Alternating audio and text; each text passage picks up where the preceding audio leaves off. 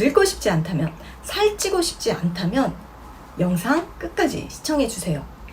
노화, 비만, 그리고 수명까지도 다스릴 수 있는 비밀을 알려드릴게요. 노화는 질병이 아니죠. 자연스러운 현상입니다. 다만 이 노화가 진행될수록 탈모, 주름, 그리고 각종 성인병에 노출될 확률이 매우 높아지는 거죠. 생활의 속도는 다 같지만 어떻게 관리하느냐에 따라서 개인마다 노화와 비만의 정도는 정말 너무너무 크게 나죠. 비만, 노화, 그리고 죽음까지 우리 인류가 이것들을 피할 수는 없겠지만 얼마든지 늦추고 멈추고 그리고 되돌릴 수 있습니다.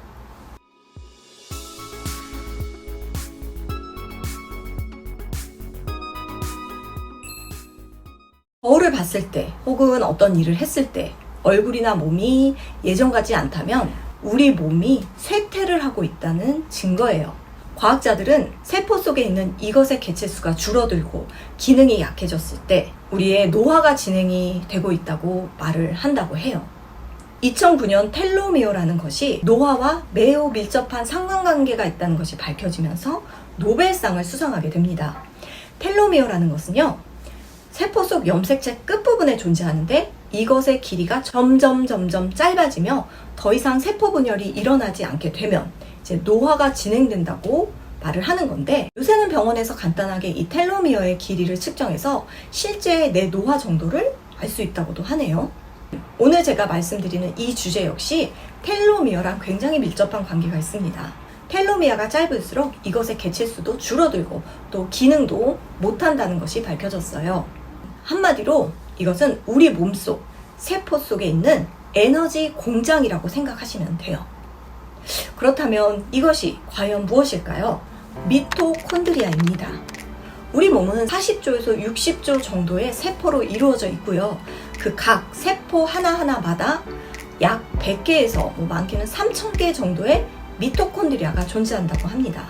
세포가 사용할 에너지원을 생산하고 인류가 생물로서 진화할 수 있게끔 도와주었고, 건강과 비만, 수명에도 굉장히 많은 영향을 미치고 있어요. 미토콘드리아가 많을수록 기초대사량이 높아지는데요. 아시다시피 기초대사량이 높아야지만 먹은 영양소가 빨리빨리 에너지원으로 전환되기 때문에 체력도 좋아지고 또 같은 양을 먹어도 살이 덜 찌게 되는 거예요.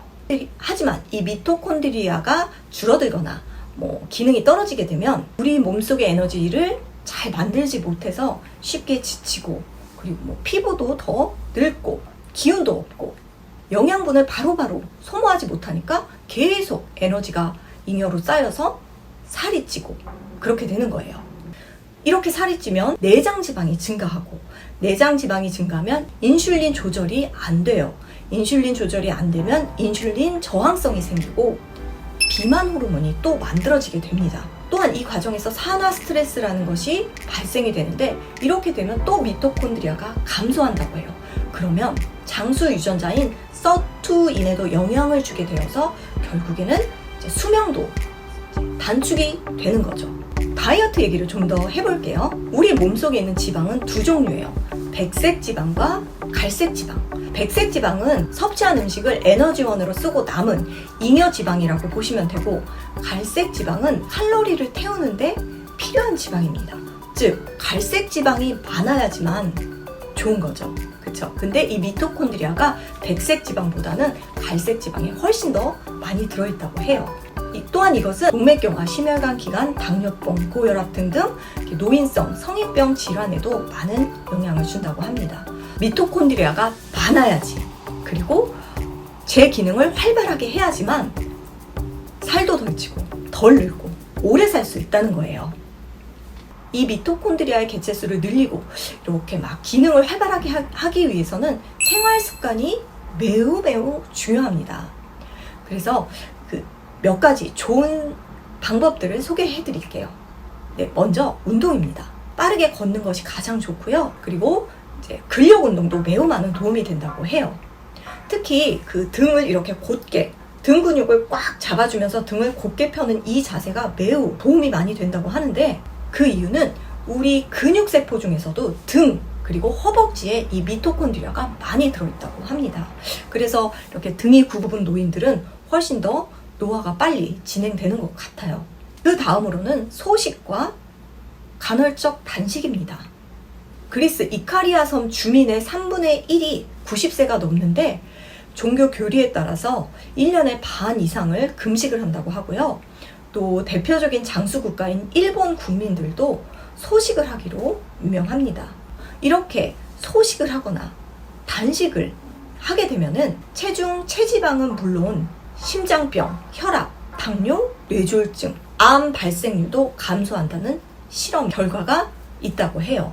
요새 16시간을 먹고 8시간을 굶는 그런 간헐적 단식 많이들 하시는데 이게 힘드신 분들은요, 한 달에 4번 가볍게 절식을 하시는 것도 좋은 방법이고요. 혹은 내가 지금 먹는 밥 양의 3분의 2 정도만 드시는 것도 좋은 방법입니다. 하지만 이렇게 적게 먹는 만큼 영양은 꼭 챙기셔야 해요. 매 끼마다 달걀이나 두부, 생선 등과 같이 부드러운 단백질을 꼭 챙겨주시고요. 미량 영양소가 부족할 수 있으니까 종합 비타민제나 500g 정도의 야채나 과일을 챙겨 드시는 것이 좋습니다.